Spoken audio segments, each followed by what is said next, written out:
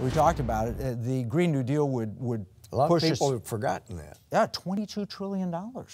And it's grown rapidly even under President Trump. We're spending, and it's not because we're failing to tax. We're taking in greater tax revenues than ever in history. More than ever. And yet we're spending more than ever in history.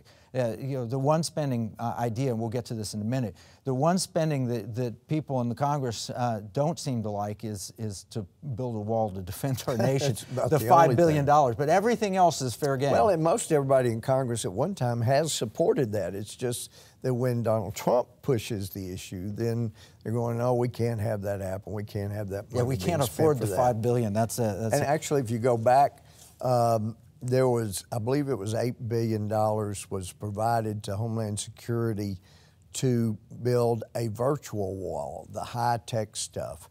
And there was an exception that if the Secretary of Homeland Security found that a virtual fence or wall wouldn't work, then she could not use that money. She could decide not to use that money for that purpose. And Janet Napolitano decided not to use it for that. And what I've been trying to find out is, where did the $8 billion go? And now we hear the Democrats saying, oh, we don't need a wall or barrier. We just need a high-tech, drones and all that. No. Your Secretary of Homeland Security said that's not going to work. We should have built a barrier or a wall. Where is that money? What happened to it? Yeah, so we've got a problem. And the cost, $5 billion for a barrier, how much would it save in illegal immigration that's taking tax dollars for support in so many different areas, jobs from Americans and so forth? You know, it seems to me that this is a legitimate expenditure of government to protect the citizens. And absolutely. And even if you could care less about the American people, your sole concern is the people south of our border, then the number one thing on your priority list should be a wall where we need it, barriers, securing the southern U.S. border, because the tens of billions of dollars that go to the drug cartels every year, one estimate was $80 billion one year just for the drug, and that doesn't even get into the sex trafficking and the human trafficking.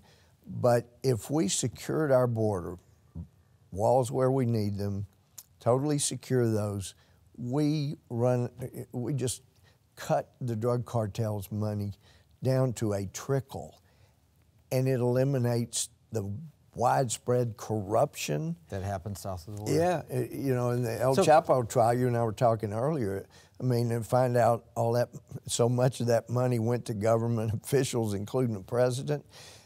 We cut out that kind of corruption, then there's no reason that Mexico wouldn't be one of the top 10 economies in the world. They've got more natural resources than most countries in the world. They got hardworking people. Tremendous people. And they've got a great location, actually better than North America, because they're right between two continents and then two oceans. I mean, they ought to be a top 10 economy.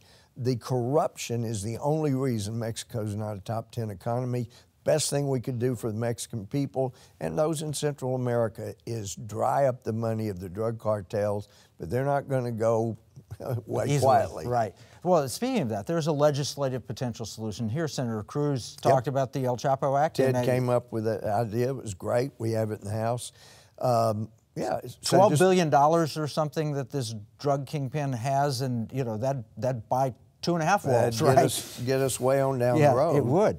So, in terms of the national debt, going back to that, the only solution I see, and we did a long series on this, there's two things. We have to cut spending and increase growth.